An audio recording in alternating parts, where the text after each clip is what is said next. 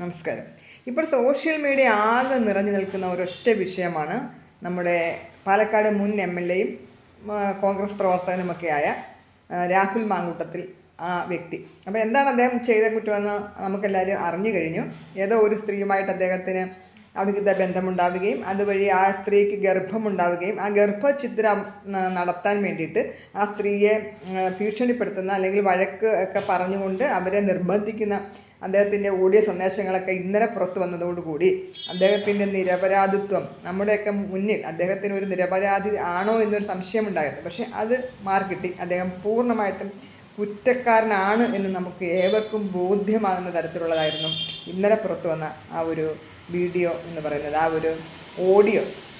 അപ്പോൾ അദ്ദേഹം പറയുകയാണ് ഗർഭചിത്രം നടത്തണം, കാരണം എൻ്റെ ഭാവി എനിക്ക് വളരെ പ്രധാനമാണ്, അതുകൊണ്ട് ഈ കുട്ടിയെ വളർത്തിക്കൊണ്ട് വന്നു കഴിഞ്ഞാൽ അതെന്നെ ദോഷമായിട്ട് ബാധിക്കും. അപ്പോൾ സ്ത്രീ പറയുന്നു, ഒരിക്കലും അത് നിങ്ങളെ മാത്രം കാര്യമാണ് ആലോചിക്കുന്നത്, എൻ്റെ കാര്യം എന്തുകൊണ്ട് ആലോചിക്കുന്നില്ല, അപ്പോൾ ഒരിക്കലും ഞാനത് ചെയ്യില്ല, മാത്രമല്ല നിങ്ങളുടെ അടുത്തോട്ട് ഞാൻ ആ കുട്ടിയെ കൊണ്ട് വരുത്തതുമില്ല എന്ന്.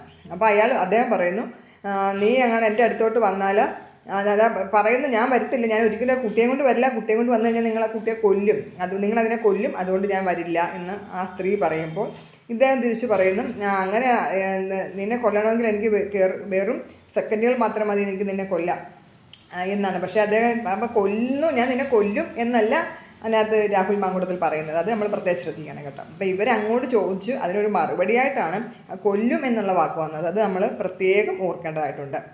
പിന്നെ അപ്പോൾ എന്തായാലും ഈ ഗർഭചിത്രം നടത്താനായിട്ട് അയാൾ നിർബന്ധിക്കുന്നുണ്ട്, അത് സത്യമാണ്. അപ്പോൾ പറയുന്നുണ്ട്, അപ്പോൾ ഇവർ പറയുന്നു, ആദർശം എന്നൊക്കെ പറയുന്നത് ജീവിതത്തിൽ വേണം, വാക്കുകൾ മാത്രം പോരാ, ഇതാണോ നിങ്ങളുടെ ആദർശം എന്നവരെടുത്ത് ചോദിക്കുന്നു. ആദർശം എന്ന് പറയുന്നത് നമ്മൾ ജീവിതത്തിൽ പ്രവർത്തിച്ച് കാണിക്കേണ്ടതാണ് എന്നാണ് ആ സ്ത്രീ ഇദ്ദേഹത്തോട് പറയുന്നത്. അപ്പോൾ ഇദ്ദേഹം പറയുന്നു, അപ്പോൾ എന്താണ്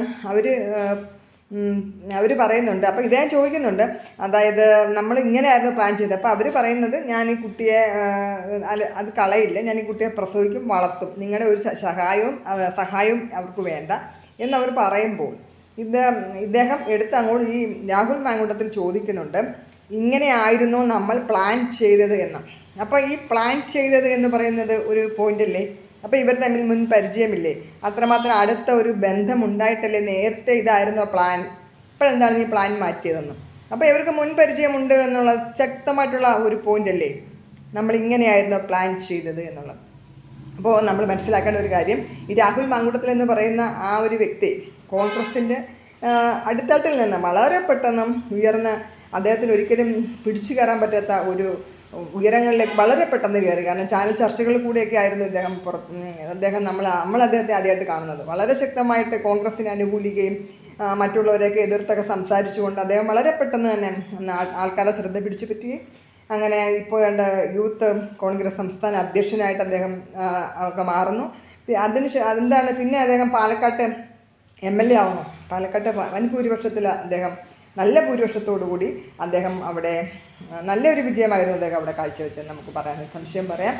അപ്പോൾ അദ്ദേഹം അങ്ങനെ അവിടെ ജയിച്ചു കയറി, അപ്പോൾ എം.എൽ.എ ആയി. അപ്പോൾ തനിയെ അവനവൻ്റെ കുറച്ച് നാൾ കഴിഞ്ഞ് ഏകദേശം ഒരു കുറേ ദൂരത്തല്ല, അദ്ദേഹം ഒരു പക്ഷേ ഒരു കേരളത്തിൻ്റെ ഒരു മുഖ്യമന്ത്രി വരെ ആകാവുന്ന ഒരു തരത്തിലേക്ക് വളരെ പെട്ടെന്ന് വളർന്നു വരാൻ സാധ്യതയുള്ള ഒരു നേതാവായിരുന്നു.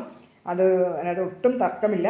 എന്തുവായാലും തൻ്റെ ഭാവി താൻ തന്നെ കളഞ്ഞു കുളിച്ചു. കാരണം എന്താണ് പറയുന്നത്, താൻ കൊയ്യുന്നത് താൻ വിതയ്ക്കുന്നത് താൻ കൊയ്യുമെന്നാണ്. അങ്ങനെയാണ്, താൻ വിതയ്ക്കുന്നത് താൻ കൊയ്യും. അതായത് താൻ ചെയ്യുന്ന തെറ്റുകളുടെ ഫലം താൻ അനുഭവിച്ചേ മതിയാകും. അപ്പോൾ അവർ ഇപ്പം ഇങ്ങനെ ഒരു രാഷ്ട്രീയ നേതാവ്, ഇപ്പം ഞാൻ വിചാരിച്ചിട്ടുണ്ടായിരുന്നു, അതായത് ഇത് കോൺഗ്രസ്സിലെ ഏതെങ്കിലുമൊക്കെ നേതാക്കൾ ഇദ്ദേഹത്തോട് ശത്രുത കാണേണ്ട നേതാക്കന്മാരുണ്ടല്ലോ ഒരുപാട് പേര്, അപ്പം ഇദ്ദേഹത്തെ താഴ്ത്തിക്കളയണം, അതിന് വേണ്ടിയിട്ട് ചിലപ്പോൾ ആരെങ്കിലുമൊക്കെ കാശ് കൊടുത്ത് കുറേ സ്ത്രീകളെയൊക്കെ ഇറക്കിയതായിരിക്കാം എന്ന് ഞാൻ വിചാരിച്ചു. അങ്ങനെയാണല്ലോ പൊതുവെ നടക്കുന്നത്. പക്ഷേ അതല്ല, സത്യം തന്നെയാണ്.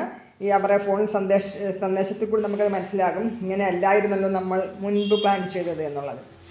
അപ്പോൾ അതുകൊണ്ടാണ് ഇദ്ദേഹത്തെ നമുക്ക് തെറ്റുകാരനാണ് എന്ന് നമുക്ക് ഒരുവിധ ഉറപ്പോടെ പറയാൻ പറ്റുന്ന ഒരു വാചകമാണത്.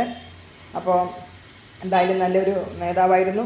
അദ്ദേഹത്തിൻ്റെ വീഴ്ച പെട്ടെന്ന് എങ്ങനെയാണോ കയറിയത് അതേ സ്പീഡിൽ, ഒരുപക്ഷെ അതിനേക്കാൾ സ്പീഡിൽ അദ്ദേഹം ടപ്പേന്നും പറഞ്ഞ് താഴെ വീണ് പൊട്ടി ഉടഞ്ഞിരിക്കുന്ന ഒരു യുവ പ്രതിഭയുടെ ഭാവി എന്ന് നമുക്ക് തിരിച്ച് അറിയേണ്ടതുണ്ട്. അതെല്ലാം അവരവരുടെ കയ്യിലെ കുറ്റം കൊണ്ടാണ് വരുന്നതെന്നും കൂടി നമ്മൾ ഓർക്കേണ്ടതുണ്ട്.